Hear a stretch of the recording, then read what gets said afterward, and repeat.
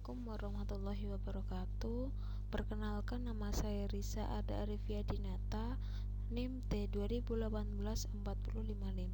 Di sini saya akan mempresentasikan tentang prosedur pengembangan tes. Apa sih yang dimaksud dengan prosedur pengembangan tes itu? Yaitu prosedur pengembangan tes ini dimaksudkan agar didapatkan tes yang sesuai dengan apa yang akan diukur, sehingga kompetensi atau kemampuan yang diukur tercermin dalam hasil yang diperoleh. Prosedur pengembangan tes ini disusun untuk mempermudah para pemangku kepentingan tes seperti guru dan dosen dalam menyusun tes. Secara umum, ada beberapa tahapan dalam mengkonstruksi tes kinerja, yaitu tahapan tersebut menetapkan tujuan tes, analisis kurikulum atau standar yang akan dicapai. Selanjutnya yaitu pengembangan spesifikasi tes. Spesifikasi tes ini suatu uraian yang menunjukkan keseluruhan kualitas tes dan ciri-ciri yang harus dimiliki oleh tes yang akan dikembangkan.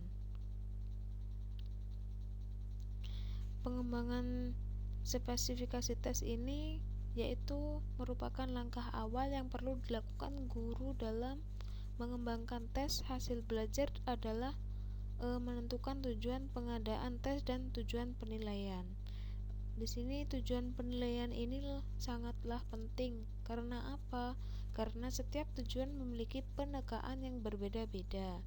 Sebagai contoh, untuk tujuan tes prestasi belajar, diagnostik atau seleksi. Contoh untuk tujuan prestasi belajar, yaitu lingkup materi atau kompetensi yang ditanyakan atau diukur disesuaikan, seperti untuk kuis atau menanyakan materi yang lalu.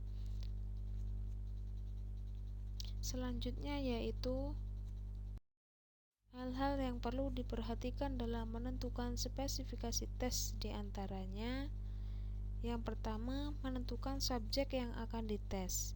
Yang kedua, menentukan tujuan pengukuran. Yang ketiga, menentukan tipe soal yang akan digunakan. Yang keempat, menentukan materi. Yang kelima, menentukan jumlah soal. Dan yang terakhir yaitu menentukan sebaran soal. Jadi dalam menentukan spesifikasi tes ini sangatlah penting. Selanjutnya yaitu pengujian soal secara empiris. Pengujian butir-butir soal secara empiris ini perlu dilakukan apabila soal yang dibuat ini akan dibakukan atau terstandar. Pengujian dilakukan dalam bentuk uji coba kepada kelompok peserta didik yang setara dengan kelas yang akan diuji. Pengujian dilakukan untuk melihat validitas dan realitas soal. Nah, sebelum soal digunakan dalam tes yang sesungguhnya, uji coba perlu dilakukan untuk memperbaiki kualitas soal. Dan uji coba ini dapat digunakan sebagai sarana memperoleh data empirik tentang tingkat kebaikan soal yang telah disusun. Melalui apa uji coba tersebut? Yaitu melalui data tentang realitas, validitas, tentang kesukaran, tingkat kesukaran, pola jawaban, efektivitas, pengecoh daya beda, dan lain-lain. Jika memang soal yang disusun belum memenuhi kualitas yang diharapkan, berdasarkan hasil uji coba tersebut kemudian dilakukan pembenahan atau perbaikan, dan penulisan soal merupakan penjabaran dari indikator menjadi pertanyaan-pertanyaan yang karakteristiknya sesuai dengan perincian pada kisi-kisi yang telah dibuat. Nah, setelah sejumlah besar butir soal ditulis, akan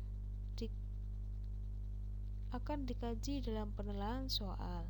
Langkah selanjutnya yaitu pengumpulan data empiris melalui uji coba sebagai dasar untuk memperbaiki soal-soal dan memilih soal-soal terbaik untuk disusun menjadi tes dalam bentuk akhirnya sesuai dengan pengembangan tes yang sedang dilakukan.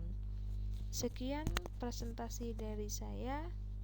Wassalamualaikum warahmatullahi wabarakatuh.